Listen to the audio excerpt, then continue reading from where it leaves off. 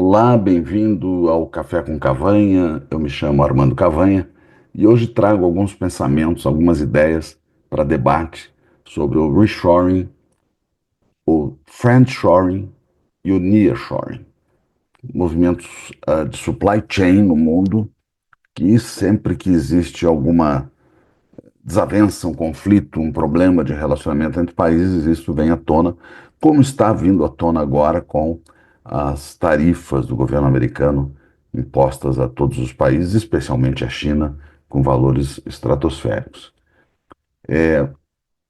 O que aconteceu na década de 70? Pela década de 70, os Estados Unidos ele tinha uma capacidade fabril importante e ele resolveu levar as suas fábricas para outros lugares do mundo, especialmente a Ásia e mais especialmente ainda a China. E foram feitas parcerias, isso em 1970, portanto, 50 anos atrás, 60, 40, né? Nessa fase, nessa faixa de tempo, as fábricas americanas foram basicamente desativadas em grande parte, 80%, coisa dessa natureza, e foram construídas então fábricas de excelente relacionamento com a China. E foi isso, quer dizer, no processo produtivo completo, né, desde a inovação, passando pelo design, né, por todo o processo conceitual, e depois a parte fabril, né, esta parte fabril ela foi transferida basicamente para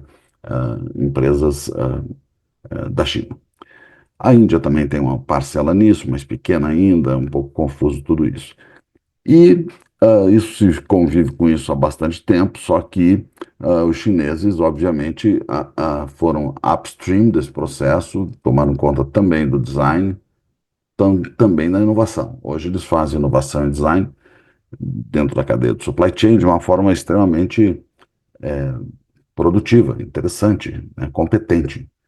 E, obviamente, por conta disso, também desenvolveram suas capacidades logísticas, né, de entrega dos seus produtos produzidos, produtos prontos, que são, portanto, reenviados de volta para consumo para o solo americano.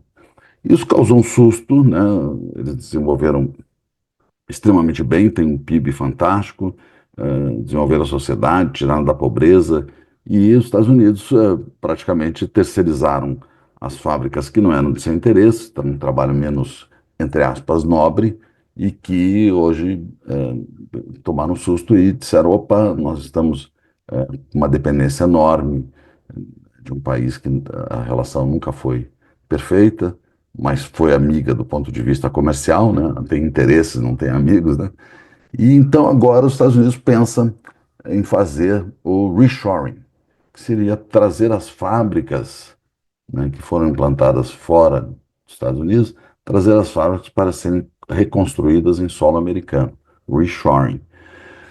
É uma coisa extremamente complexa, né? Depende de investimentos altos, depende de capacitação, de mão de obra, tecnologia, muitas coisas os Estados Unidos têm de sobra, mas precisa de uma organização para tudo isso acontecer, né? E não são só as fábricas finais, são as fábricas de fábricas, são os componentes, as matérias-primas, os componentes, minerais, aço, né? Porque toda a sequência produtiva ela está intrincada dentro do processo do outsourcing que foi feito lá na década de 70 por aí.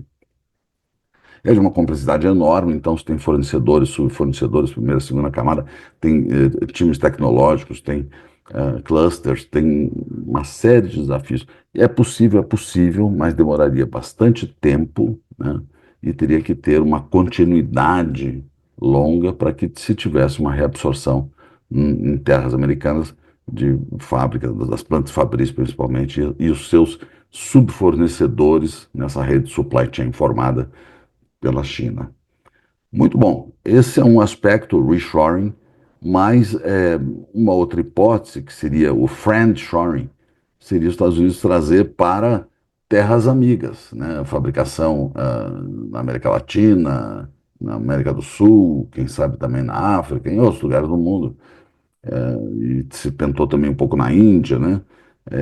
Trazer essas fábricas, essas plantas fabris, principalmente as principais, que puxariam as de componentes e tudo mais, teoricamente, para países de relacionamento muito bom. Que se pudesse ter uma continuidade ao longo do tempo de um relacionamento amigável e fácil e etc, né? É, isso não está acontecendo, né, porque as reações que foram tomadas de início com as tarifas, né, impôs, os Estados Unidos estão impondo tarifas para praticamente todos os países do mundo, né? E isso criou uma relação menos amistosa, né, mais difícil. Então, esse seria o friendshoring, né? Relacionamento amigável que permitisse recolocar as plantas fabris em países mais amigos, vamos chamar. E, finalmente, o nearshoring, né? Que seria você utilizar a fronteira, os vizinhos, vamos chamar assim, para reinstalar parte dessas fábricas entre eles e ficar com, vamos chamar assim, um controle, um domínio mais próximo do destino final desses produtos que são as terras americanas. Bom, e aí a gente fala no Canadá e aí fala no México, né? Em que o relacionamento se tornou extremamente complexo, sensível, né? O Canadá com essa questão do Estado 51, né? Magoou muito o canadense, não quer mais viajar para os Estados Unidos. Então hoje não tem mais esse espaço com o nearshoring para cima e também para baixo, vamos chamar assim, no mapa, né? O México, né? O México foi bastante hostilizado aí com a questão dos opioides, né? Do fentanil, a questão das fronteiras, da migração para os Estados Unidos pelas terras mexicanas. Então há uma relação não tão amigável, né? Portanto, os vizinhos também não são motivo bom hoje de fazer o nearshoring. A grande questão, a questão central, não são as fábricas principais, não são Apple, Dell, sei lá, Lenovo, o que existe lá, tem Lenovo da China mesmo, mas de veículos, né? Não são as plantas finais, as plantas principais. São os clusters de subfornecedores. O supply chain desses subfornecedores é enorme e ele é cruzado. Alguém que faz para uma área de atuação faz para outra também, componentes parecidos e tal. E essa rede está super desenvolvida, né, nessa região do mundo, né, que é especialmente a China. A Índia tenta um pouco substituir isso com dificuldade. A Apple moveu algumas plantas. Então, tem uma estratégia de grandes empresas de ter mais de uma planta no mundo para ter cobertura, né, de falhas, e há uma estratégia de tarifas.